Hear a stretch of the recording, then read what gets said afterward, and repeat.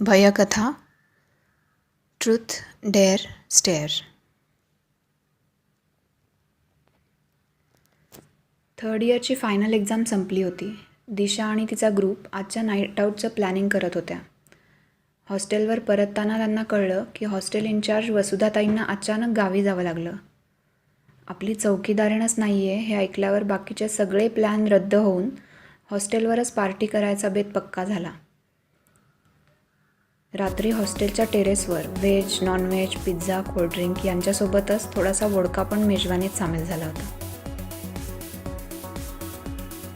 दिशाची नजर समोर दिसत असलेल्या कॉलेजच्या जुन्या इमारतीकडे गेली. तिच्या रूमच्या खिडकीतून दिसत असलेली ही कॉलेजची जुनी इमारत तिला गेल्या काही दिवसापासून खूप भेसूर वाटू लागली होती.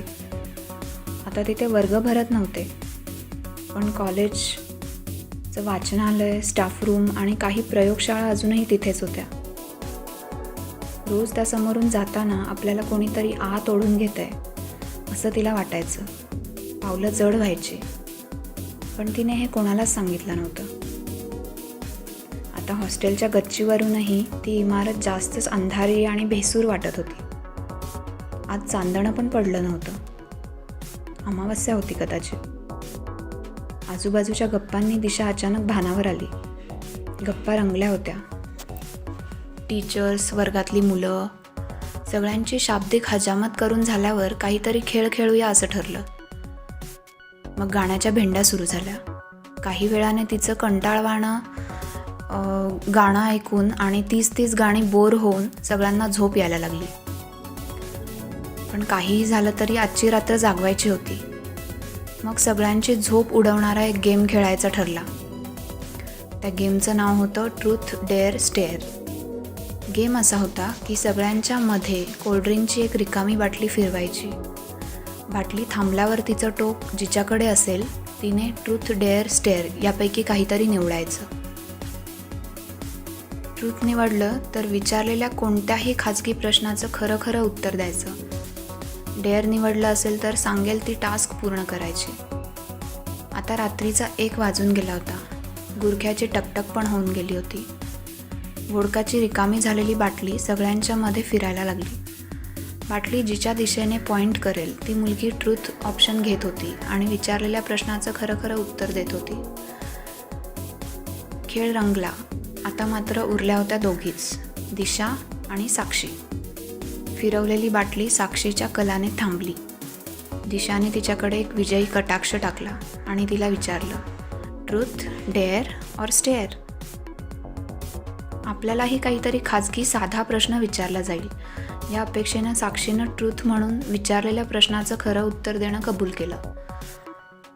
त्या घिस्यापिट्या प्रश्नोत्तरांनी बोर झालेल्या दिशाने तिला अचानक विचारलं, तुझे आईबाबा वेगळे का राहतात? त्या एका प्रश्नाने गेमचा रागरंग बदलून टाकला. साक्षी सिरियस झाली. तिचे डोळे पाणावले. बाकीच्या मुलींनी दिशाला प्रश्न बदलून विचार, बी इन युअर लिमिट्स वगैरे सुनावलं, पण दिशाला स्वतःलाच समजलं नव्हतं की आपण आपल्या इतक्या जवळच्या मैत्रिणीला असं कसं विचारलं. ती काही बोलणार किंवा समजावणार इतक्यात साक्षीने तिला थांबवलं आणि स्वतःला सावरून तिने त्या प्रश्नाचं सविस्तर उत्तर दिलं. आता मात्र बारी होती दिशाची. नियमानुसार गेममधली रनर ठरलेल्या साक्षीलाच दिशाला कन्सोल करण्याचा अधिकार होता. आता जर मी ट्रूथ घेतलं तर साक्षी अतिशय खालच्या थराला जाऊन प्रश्न विचारणार आणि माझा वचपा काढणार हे दिशाला माहीत होतं.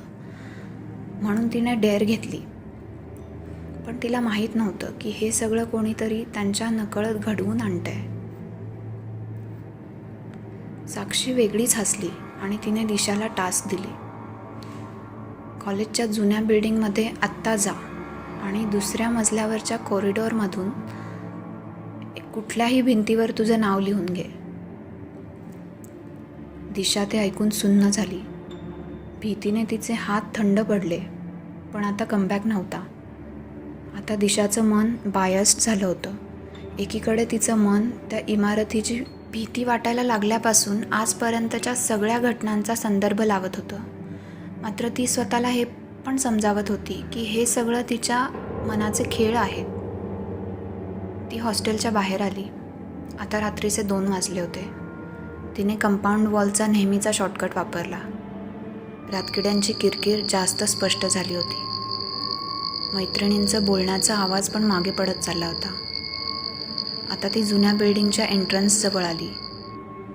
तिच्या पायाला बाहेरून ये जा करताना जी ओढ बसायची ती आता जास्त जाणवत होती. तिचा जीव घुसमटायला लागला.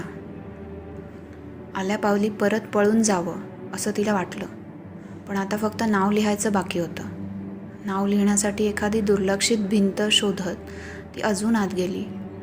स्टाफ रूम्स, लायब्ररी मागे पडली. वॉशरूम समोरच्या भिंतीवर ती भरकन नाव लिहित असताना मागे कोणीतरी उभं असल्याचा तिला भास झाला. सॉरी, आमचा गेम चालू आहे म्हणून, असं ती एक्सप्लेन करत असतानाच भीतीची एक सणक तिच्या हृदयापासून पूर्ण शरीरात पसरली. इथे कोणी कसं असू शकतं? तिला वळून बघण्याचा धीर पण होईना. पण तरीही ती वळली आणि बघते तर काय, हा तर सुधीर. मला प्रपोज केलं होतं याने फर्स्ट इयरमध्ये. पण हा तर मेला आहे. त्याची कंडोलन्स सेरेमनी मी स्वतः अटेंड केली होती. भीतीच्या आवेगामुळे दिशा कोसळली. तिच्या पायात त्राण नव्हते. कानावर मात्र त्याचे भेसूर शब्द पडत होते. दिशा, मी तुझ्याशिवाय जगूच शकत नव्हतो. पण आता इकडेही तुझ्याशिवाय नाही राहू शकत. चल माझ्यासोबत. मी किती वाट बघितली तुझी. तिच्या डोळ्यासमोर अंधारून आलं.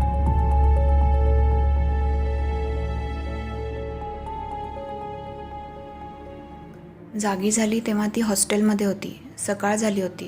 कॉलेजच्या वॉचमनच्या मदतीने तिला हॉस्टेलवर आणलं होतं. वॉचमनने एका मुलीचा ओरडण्याचा आवाज ऐकला होता. तिच्या सगळ्या मैत्रिणी तिच्याकडे बघून हसत होत्या. एवढं घाबरणाऱ्यांनी डेअर घ्यायची नसते. साक्षीने टोमणा मारला. ती कशीबशी उठली. डोकं भयंकर दुखत होतं. तिने नाश्ता केला, औषध घेतलं. आता 1 आठवड्यानंतर कॉलेज होतं. तिने हॉस्टेलवरचं सामान आवरलं आणि ती थेट घरी गेली. पूर्ण सुट्टीत ती याच घटनेचा विचार करत राहिली. सुधीर, त्याने तिला व्हॅलेंटाईन्स डेला प्रपोज केलं होतं. माझा जीव अडकलाय तुझ्यात, असं तो म्हणाला होता. त्याच्या या वाक्यावर सगळे आजूबाजूचे फिदी हसले होते. मनाने आजारी वाटायचा तो सगळ्यांनाच. थोडा विक्षिप्तही होता. पण त्याचा मृत्यू कसा झाला? आपण शोधून काढायला हवं. विचारांनी वेड लागायची पाळी आली होती. सुट्टी संपली तरी परत जायची तिची इच्छा होत नव्हती. खूप भीतीही वाटत होती. ती स्वतःला समजावत होती, प्रश्न 1च वर्षाचा आहे, त्यात पण 6 महिने इंटर्नशिप. 1 सेमिस्टर कसंही निघून जाईल. आता आपण रात्री बाहेर अजिबात जायचं नाही. कॉलेजमध्ये पण ग्रुपमध्ये राहायचं. अनेक गोष्टी मनाशी पक्क्या करून ती परत आली. सगळं रुटीन सुरू झालं. मात्र आता रात्री जागून अभ्यास करणं दिशाला अशक्य होतं. तिच्या रूममधून जुनी बिल्डिंग दिसणारी खिडकी कायमची बंद झाली होती.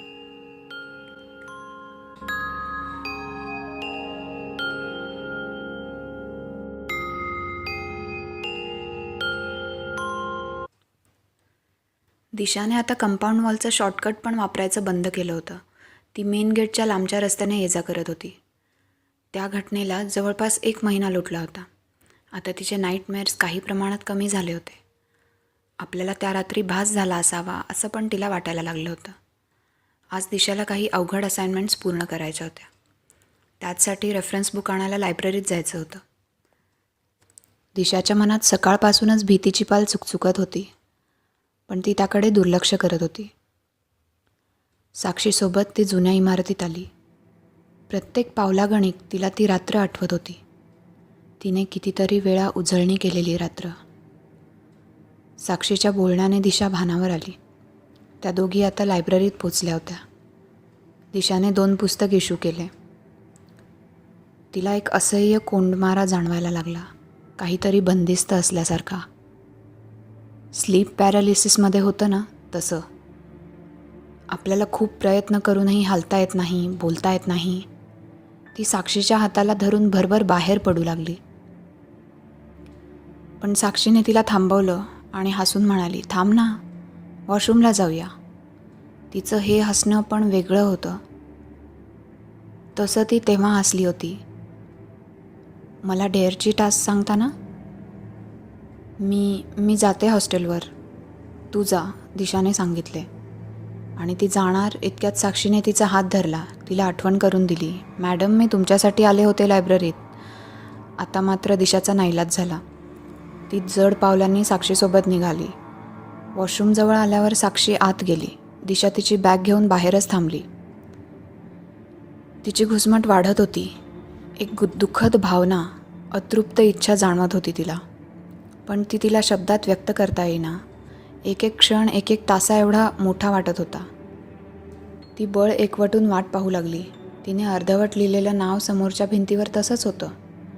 ते पाहत असताना तिला परत मागे कोणीतरी उभं असल्याची जाणीव झाली. तिच्या पोटात गोळा आला, हातपाय थंड पडले. हा सुधीरच होता. ती गर्कन वळली. तिची नजर त्याच्या डोळ्यावर खेळली. किती रुक्ष दिसत होते ते.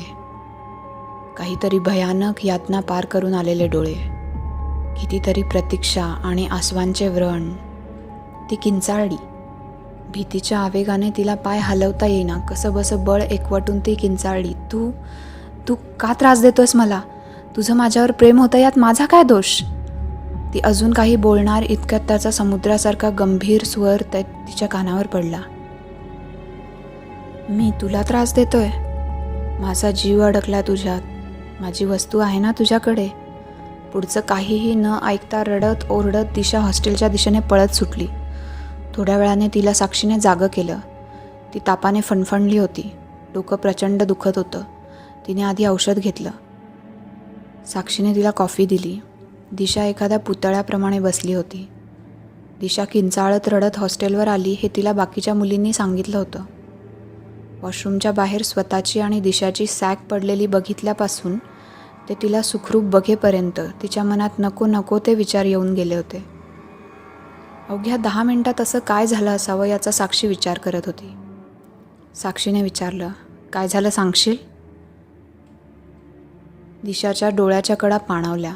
तिच्या तोंडून शब्द फुटत नव्हता. मग साक्षीने तिला आराम कर म्हणून सांगितलं. ती मात्र दिशाच्या उशाशी बसून राहिली. आता सगळा प्रकार समजल्याशिवाय ती दिशाला एकटं सोडणार नव्हती. थोड्या वेळाने दिशा उठली. खोलीत अंधार पडला होता. खिडकीतून जुनी इमारत दिसत होती. लॅपटॉपवर तिने असाइनमेंट्स करायला सुरुवात केली. तो चालू होईपर्यंत तिने लायब्ररीतून आणलेलं पुस्तक उघडलं. त्यात बुक इश्युअर्सची यादी होती. दिशाची नजर सहज त्यावर फिरली. दिशा बिराजदारच्या बरोबर खाली नाव होतं, सुधीर भाटकर. दिशा विक्षिप्त नजरेने ते पुस्तक चाळू लागली. प्रत्येक चॅप्टरमध्ये महत्त्वाच्या ओळींखाली अंडरलाईन होती. कन्क्लुजन्स पण लिहिले होते त्याने. पुस्तकाच्या मागच्या बाजूला एका पिवळ्या रंगाच्या कागदावर काही नोट्स होत्या. अरे, असाइनमेंट्समध्ये हेच तर प्रॉब्लेम आहेत. ते नोट्स बघताना दिशाची नजर अचानक कपाटाच्या आरशाकडे गेली. आरशात सुधीर होता. भेसूरपणे हसत तिच्याकडे बघत होता. ती जीव एकवटून किंचाळली, अगं काय झालं? दिशा, मी आहे साक्षी. अगं तू स्वप्न बघितलंस. स्वप्न होतं ते. दिशा जागी झाली होती. आता मात्र सांग मला, हे काय चाललंय? दुपारी वॉशरूमजवळ काय झालं? दिशाला आता हे सगळं सांगणं भाग होतं. तिच्या मनाचा उडालेला गोंधळ बघून साक्षी म्हणाली, come on, you can trust me. साक्षीने तिला शब्द दिला की ती दिशावर पूर्ण विश्वास ठेवेल आणि यातला एकही शब्द स्पॉईल करणार नाही. दिशाने सुधीरने प्रपोज केल्यापासून आत्ता पडलेल्या स्वप्नापर्यंतचं सगळं खरं खरं साक्षीला सांगितलं. दिशा खूप घाबरली होती. साक्षीने बसल्या जागी मोबाईलवर आजची तिथी गुगल केली. आज अमावस्या होती. तिने लायब्ररीचं पुस्तकही चाळून बघितलं. इश्युअर लिस्टवर दिशाच्या खालोखाल सुधीरचं नाव होतं. आता तर दिशावर अविश्वास दाखवण्याचा प्रश्नच नव्हता. पण सुधीरने 2 वेळा आपला वापर दिशापर्यंत पोहोचण्यासाठी केला याची जाणीव प्रचंड भयानक होती. अमावस्या समाप्ती पहाटे होती. तोपर्यंत परत काही घडू नये याची साक्षीला काळजी वाटत होती. तिने हॉस्टेलमधल्या बाकीच्या मुलींना बोलवून घेतलं आणि आज आपण भजनी गाण्यांचे रॅप म्हणजे रिमिक्स सॉन्ग बनवून रेकॉर्ड करूया असं सुचवलं. सगळ्यांना ती कल्पना आवडली. बऱ्याच देवी देवतांच्या गाण्यांचे रिमिक्स झाले. आता दिशाची घुसमट आणि भीती जरा कमी झाली. गाणी ऐकत ऐकत पहाटे कधीतरी तिला झोप लागली. दुसऱ्या दिवशी रविवार होता, कॉलेज नव्हतं. 10-10:30 वाजता दिशाला जाग आली. आता तिला फ्रेश वाटत होतं. सगळं आटोपल्यानंतर साक्षी दिशाला घेऊन एका हॉटेलमध्ये गेली. हॉटेलचे मालक माळकरी होते. नो प्रॉफिट नो लॉस बेसिसवर ते हे हॉटेल चालवत होते. ती कॉलेज कॅम्पसजवळची सगळ्यात प्रसन्न जागा होती आणि दिशासोबत मन मोकळं बोलायला ती जागा योग्य होती. दिशा, काल अमावस्या होती, साक्षीने सांगितलं. याचा अर्थ असा की सुधीर फक्त अमावस्येलाच ॲक्टिव्ह असतो. तुला लक्षात ठेवून वागायला हवं. मला कधी कधी वाटतं तो माझा जीवच घेईल. दिशा परत रडू लागली. Be strong. जीव घ्यायचा असता तर तो कधीच घेऊ शकला असता. दिशा ऐकत होती. काल दुपारी तो सांगत होता त्याचं काहीतरी आहे तुझ्याकडे. आणि हो, तुझं स्वप्न पण खरं आहे. हे बघ. साक्षीने एक पिवळा कागद दिशाच्या हातात दिला. यात ते सगळे सम्स सॉल्व केलेले आहेत जे आपल्याला असाइनमेंटमध्ये सांगितलेत. त्या रेफरन्स बुकमध्ये होता हा कागद. दिशाने तो कागद घेतला. त्याचं स्वच्छ हस्ताक्षर, प्रत्येक ओळीच्या शेवटी लिहिलेली टीप. एखाद्या मठ्ठ माणसालाही सहज कळेल इतका सोपा करून लिहिलेला विषय. दिशाने सुस्कारा सोडला. इतका ब्राईट माइंडेड मुलगा माझ्यामुळे मेला असेल तर हे ओझं खूप मोठं आहे. तू आधी या गेटमधून बाहेर ये, मग काहीतरी सुचेल तुला, साक्षी आवाज चढवून म्हणाली. आणि बाय द वे, त्याने तुझ्यासाठी जीव दिला नव्हता. त्याला कॉलेजमध्येच फूड पॉयझनिंग झालं होतं. आपला ऑफिस क्लर्क सोमणकर त्याला सोडायला घरी गेला होता त्याच्या कारमधून, असं मला सुजितनी सांगितलं होतं तेव्हा. दिशाला आता जरा मन मोकळं झाल्यासारखं वाटत होतं. असाइनमेंट आयती हातात पडल्याने साक्षी पण खुश होती. दोघी परत हॉस्टेलकडे निघाल्या. आपण सुधीरचं लॉकर बघायचं का? तो आपल्यापेक्षा 2 वर्ष सिनियर होता. कदाचित या वर्षीच्या सगळ्याच असाइनमेंट्स असतील तिथे. मे बी प्रोजेक्ट आणि प्रेझेंटेशनला पण हेल्प होईल. उसनं अवसान आणून दिशा हसत हसत म्हणाली. मी त्या वाटेला न गेलेलीच बरी. पण दिशाच्या ठरवण्याने काहीच होणार नव्हतं हे साक्षीला कळून चुकलं होतं. तिच्याकडे असं काही तरी होतं जे सुधीरला हवं होतं आणि त्याच्यासाठी त्याचा जीव घुटमळत होता. ते काय हे शोधण्याची उत्सुकता साक्षीला लागली होती. तिच्या नकळत ती पण यात गोवली गेली होती. दुसऱ्या दिवशी कॅन्टीनमध्ये लंच करताना साक्षीला दिशाला काहीतरी सांगायचं होतं. दोघी गर्दीपासून लांबच्या टेबलवर बसल्या. साक्षी म्हणाली, अगं मी गेले होते सुधीरचं लॉकर चेक करायला. पण काय? ते कोणीतरी आधीच साफ केलं आहे आणि त्याच्या लॉकरची चावी घेणाऱ्यांच्या यादीत माहिती आहे कोणाचं नाव आहे? कोणाचं? प्रश्नार्थक नजरेने दिशाने विचारलं. क्लर्क सोमणकरचं. सोमणकर? दिशाने आश्चर्य व्यक्त केलं. श्श, साक्षीने तिला आवाज खाली करायला सांगितला. पण विद्यार्थ्यांचं लॉकर त्या क्लर्कला कशाला हवं? दिशाने विचारलं. तेच तर, या सोमणकरकडे लक्ष द्यायला हवं. याचा सुधीरशी काय संबंध हे शोधायलाच हवं. दिशा आणि साक्षी सोमणकरबद्दल मिळेल ती माहिती जमवू पाहत होत्या. एकदा संध्याकाळी हॉस्टेलवर सगळ्यांच्या गप्पांमध्ये साक्षीने मुद्दाम सोमणकरचा विषय काढला. जाम लकी माणूस आहे हा तो, वीणा म्हणाली. लकी कशावरून? दिशाने विचारले. अगं मी फर्स्ट इयरला आल्यापासून बघतीये त्याला. तेव्हा एक खटारा बाईक होती त्याच्याकडे, नंतर कार घेतली, गावाकडचं घर पण रिनोव्हेट केलं. आमच्याच गावचं आहे. आता तर जास्त पगाराची नोकरी पण मिळाली आहे म्हणे जवळच कुठेतरी. क्लर्ककडे एवढा पैसा? साक्षीने शंका काढली. 20 लाखाची लॉटरी लागली म्हणे त्याला 2 वर्षापूर्वी. घर बसल्या 20 लाख रुपये मिळाले. मग लकी नाही तर काय म्हणायचं. त्यानंतर थोड्याफार इकडच्या तिकडच्या गप्पा झाल्या. रूमवर आल्यावर साक्षी आणि दिशा परत सोमणकर विषयावरच आल्या. दिशा, आता कदाचित काहीसं चित्र स्पष्ट होतं आहे. हो, पण लगेच काही कन्क्लूड करू नकोस. तुला जे वाटतंय त्याला पुरावा काहीच नाही आहे. साक्षी आणि दिशाचं ट्युनिंग जबरदस्त होतं. कित्येक गोष्टी बोलायचीही त्यांना गरज नसे. दुसऱ्या दिवशी कॉलेजमध्ये त्यांनी ऑफिसमधल्या माने काकांची भेट घेतली. माने ऑफिस स्टाफमधले विद्यार्थ्यांच्या सगळ्यात आवडते होते. सतत हसतमुख असणारे माने विद्यार्थ्यांच्या सगळ्या प्रश्नांना न चिडता उत्तर देत असत.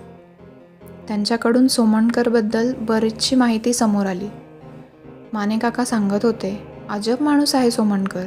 तिकडे डिप्लोमा कॉलेजमध्ये इथल्यापेक्षा कमी पगार असून पण जॉईन झाला. विचारलं तर म्हणतो, आता इथे सगळं कम्प्युटरवर होतं काका, आमची वर्कमाई बंद झाली ना. तिकडे अजून पण पावत्या हाताने फाडतात.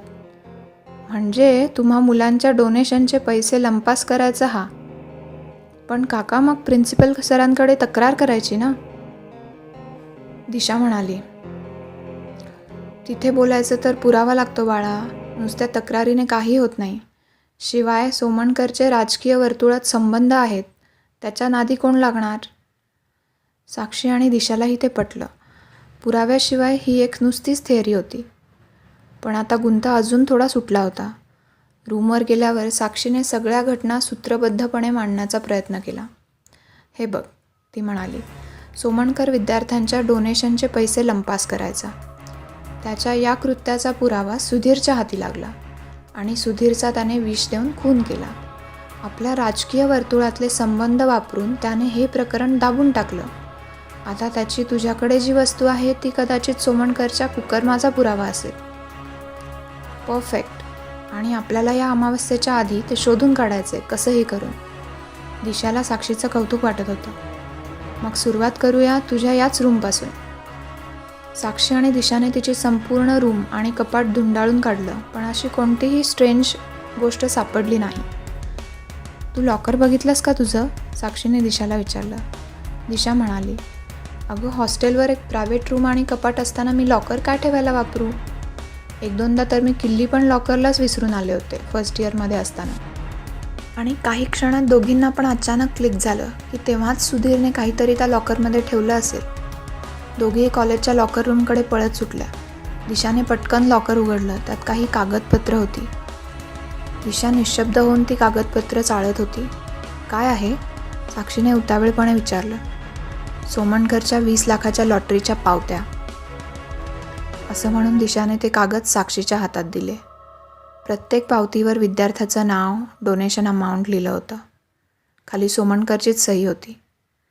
इन्फ्रास्ट्रक्चर डेव्हलपमेंट आणि विद्यार्थ्यांच्या लॅब अद्ययावत करण्यासाठी घेतलं जाणारं हे ऐच्छिक डोनेशन सोमणकरने आपल्या पदरात पाडून घेतलं होतं, जे कॉलेजपर्यंत कधी पोहोचलंच नाही.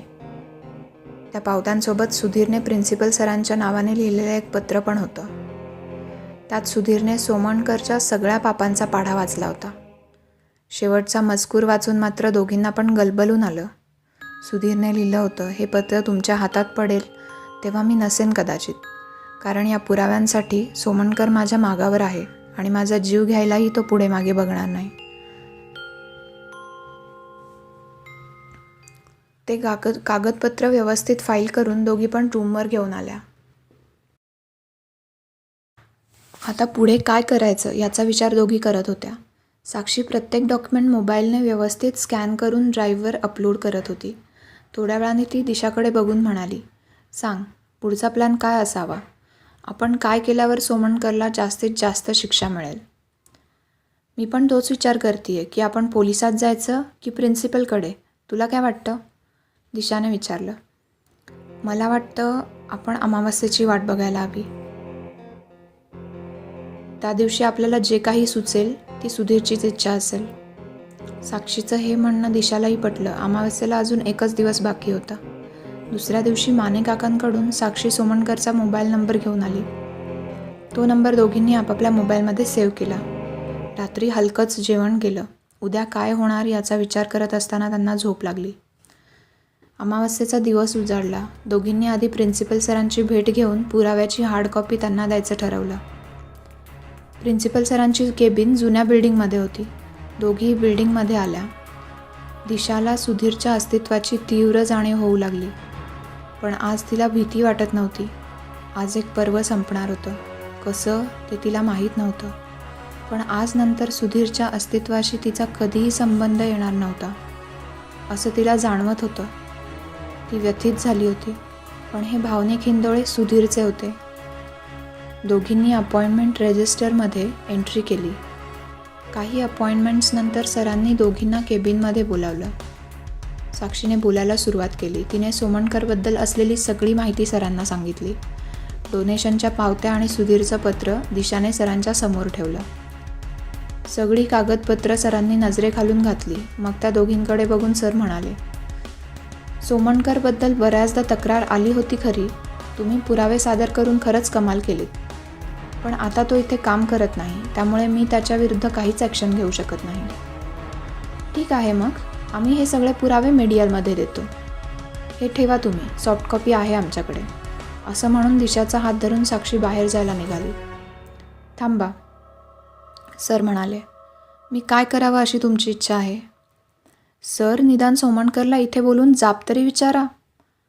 तुमच्या समाधानासाठी बोलवतो मी त्याला, पण त्याचे पॉलिटिकल कॉन्टॅक्ट्स खूप स्ट्रॉंग आहेत, त्यामुळेच निर्ढावला तो. अशा लोकांच्या विरुद्ध पुरावा असूनही ते सुटू शकतात. दिशाचा संताप शिगेला पोहोचला होता. ती म्हणाली, न लढताच हार मानणारे लोक असतील तर असंच होणार. तिचे डोळे जणू काही आग ओकत होते. हा सगळा सुधीरचा प्रभाव होता हे साक्षीला समजलं. एरवी ती कोणालाच तावातावाने बोलत नसे. तिचं हे रूप बघून सरांनी सोमणकरला फोन लावला आणि महत्त्वाचं काम आहे म्हणून तत्काळ ऑफिसमध्ये यायला सांगितलं. काही वेळाने सोमणकर आला. जुन्या इमारतीत येताना त्याला सुधीर आठवला आणि त्याचा शेवटचा दिवस. त्या दिवशी सुधीरला त्याने समज देण्यासाठी म्हणून बोलावलं होतं ऑफिसमध्ये. नंतर बोलताना चहा मागवून त्यात TTXचे 4 थेंब टाकले होते. त्याच्या अंदाजाप्रमाणे सुधीरने त्याचं ऐकलंच नाही आणि नंतर वॉशरूमला गेल्यावर विषबाधेचा परिणाम दिसू लागला. सुधीरचे ओठ काळे पडले. सोमणकर मागावरच होता त्याच्या. वॉशरूमच्या बाहेर येत असताना पण त्याला अडवून पुराव्याची मागणी करत होता. पण सुधीरने त्याच्या एकाही प्रश्नाचं उत्तर दिलं नाही. त्या झटापटीत त्याने शेवटचा श्वास घेतला. सोमणकर प्रिन्सिपल सरांच्या केबिनमध्ये गेला. बोला, असं म्हणत तो सरांसमोरच्या खुर्चीत बसलाही. दिशा आणि साक्षी त्याच्याकडे टक लावून बघत होत्या. हाच तो क्रूर कर्मा, ज्याच्यामुळे त्यांनी कितीतरी भयपूर्ण रात्री जागून घालवल्या होत्या. सरांनी सोमणकरकडे डोनेशनच्या पावत्या आणि सुधीरचं पत्र सरकावलं. काय हे सोमणकर? सोमणकरने त्या कागदांवर नजर फिरवली. त्याच्या राकट चेहऱ्यावरची हास्यरेषा जराही ढळली नाही. सरांकडे बघत तो उद्धटपणे म्हणाला, विद्यार्थ्यांनी अभ्यास सोडून बाकीच्या गोष्टीत नाक खुपसलं की असंच व्हायचं. मग खुर्चीत मागे रेलत दिशा आणि साक्षीकडे बघत त्याने विचारलं, काय बरोबर ना? असं म्हणून त्याने सगळी कागदपत्र फाडायला सुरुवात केली. आमच्याकडे सॉफ्ट कॉपी आहे याची, पोलिसात जाणार आहोत आम्ही. सोमणकर यावर गडगडाटी हसला आणि म्हणाला, पोलिसांकडे जा नाही तर हायकोर्टात, पण तुम्ही आता तुमच्या मित्राकडे जाणार हे नक्की. त्या दोघींच्या आयकार्डवर एकदा नजर टाकून तो उठला आणि सरळ केबिनच्या बाहेर गेला. दिशाचा जीव परत घुसमटायला लागला. जवळ आलेला, कितीतरी वाट बघितलेला असह्य वेदनेचा अंत परत लांबणीवर पडत होता. दोघीही पळत बाहेर आल्या. कॉरिडॉरमध्ये पोचताना त्यांना सोमणकर कारमध्ये बसताना दिसला. दिशाने आपल्या मोबाईलमधला सोमणकरचा नंबर डायल केला. साक्षी म्हणाली, अगं काय करतेस? तिला दिशाने खुणेनेच थांबायला सांगितलं. पलीकडे सोमणकरने फोन उचलला. दिशा म्हणाली, सोमणकर सर, तुम्ही जुन्या बिल्डिंगमध्ये आलाय का? साक्षीचा आपल्या डोळ्यांवर विश्वास बसत नव्हता. दिशा चक्क मुलाच्या आवाजात बोलत होती. हो, कोण आपण? सोमणकर म्हणाला. त्याची कार थांबली होती. सर, मी तुषार खानकर. तुम्ही माझं ॲडमिशन केलं होतं 3 वर्षापूर्वी. दिशाचं ते बोलणं ऐकून साक्षीला आठवलं. ज्या पावत्या सोमणकरने फाडल्या त्यातल्याच एका पावतीवर लिहिलेलं होतं ते. हां बोल. नाव ऐकल्यासारखं वाटल्याने सोमणकरने बोलणं कंटिन्यू केलं. सर, माझ्या लहान्या भावाला ॲडमिशन घ्यायची फर्स्ट इयरला. माझ्या वडिलांनी डोनेशनचे पैसे पण आणले होते, पण तुम्ही न भेटल्याने आज रात्रीच्या गाडीने परत चाललेत ते. दिशाची अंधारात मारलेली गोळी बरोबर लागली. किती पैसे आणलेत? सोमणकरने विचारलं. सर, 4 लाख रुपये. ठीक आहे, मी आहे इथेच अजून थोडा वेळ. येऊन भेटायला सांग तुझ्या वडिलांना, काम होऊन जाईल. आणि हां, पैसे घेऊन. ओके सर, ते आले की मी फोन करतो तुम्हाला. दिशाने फोन ठेवून दिला. दिवसभर त्या दोघी उपाशी होत्या. सँडविचचे पार्सल घेऊन त्या हॉस्टेल रूमवर गेल्या. आता संध्याकाळचे 6:30 वाजले होते. खाऊन झाल्यावर दिशाने सोमणकरला फोन केला. सर आलेत माझे वडील, पैसे पण आणलेत त्यांनी. सोमणकरने आलोच म्हणून फोन ठेवून दिला. दिशाकडून हे सगळं सुधीरच करवून घेत होता. साक्षी हे त्रयस्थपणे अनुभवत होती. काही वेळाने दिशाचा फोन वाजला. फोन उचलल्यावर सोमणकरचा आवाज आला. अरे कुठं आहे? दिशाने मुलाच्या आवाजात उत्तर दिलं. सर आम्ही जुन्या बिल्डिंगमध्ये आहोत. वडिलांना वॉशरूमला जायचं होतं. तुम्ही येता का इकडे? एवढे पैसे आणलेल्या क्लायंटचं मन बदलू नये म्हणून सोमणकर जुन्या इमारतीत यायला तयार झाला. पैशाची आणि पॉवरची धुंदी चढलेला सोमणकरला एकदाही त्या जागेची आणि सुधीरची आठवण झाली नाही. तो तडक जुन्या बिल्डिंगमध्ये गेला. त्याला पाठमोरा थांबलेला एक इसम दिसला. त्याने दिशाच्या नंबरवर कॉल केला. दिशाने फोन स्पीकरवर टाकला. त्या पाठमोऱ्या इसमानेही फोन कानाला लावला. तो तूच आहे ना, पांढऱ्या शर्टवाला? दिशा हो म्हणाली. सोमणकरने पुढे जाऊन विचारलं, वडील कुठे आहेत? आणि तो इसम वळला. त्याचे काळेकुठ्ठ ओठ, भयानक डोळे बघून सोमणकर गारठला. तू कसा काय इथे? पळून जाण्याच्या प्रयत्नात सोमणकर वरच्या जिन्यावर चढला. दिशाला फोनवर सोमणकरचं ओरडणं आणि शिवीगाळ ऐकू येत होता. साक्षीने आता खिडकी उघडली. दोघी खिडकीतून जुनी इमारत पाहत होत्या. काही वेळाने इमारतीच्या टेरेसवर सोमणकर पाठमोरा चालताना त्यांना दिसला. पुढे येऊ नकोस, जीव घेईन मी तुझा परत, असं बरळत सोमणकर पाठमोरा चालत चालत इमारतीच्या कडेजवळ आला. निमिषार्धात खाली पडून त्याचा मृत्यू झाला. आता टेरेसवर फक्त सुधीर होता आणि तो फक्त दिशालाच दिसत होता. मनुष्यगण होता तिचा. काही वेळाने खाली गर्दी जमली. साक्षीने खिडकी लावून घेतली. एक खूप मोठं मळप दूर झालं होतं. त्या रात्री दिशा आणि साक्षीला शांत झोप लागली. दिशाच्या स्वप्नात सुधीर आला होता, पण आता त्याच्या डोळ्यात वेदना नव्हती. तो प्रसन्न हसत होता. अनंताच्या नवीन प्रवासाला निघण्यापूर्वी एकदा तिला शेवटचा निरोप द्यायला तो आला होता. समाप्त. तुम्हाला जर मी लिहिलेली आणि अभिवाचन केलेली भयकथा आवडली असेल तर हा यूट्यूब व्हिडिओ लाईक करा, शेअर करा, कमेंट करून आपला अभिप्राय नक्की कळवा. अशा अनेक रंजक कथा ऐकण्यासाठी कृपया माझं चॅनल सबस्क्राईब करा. Thank you very much.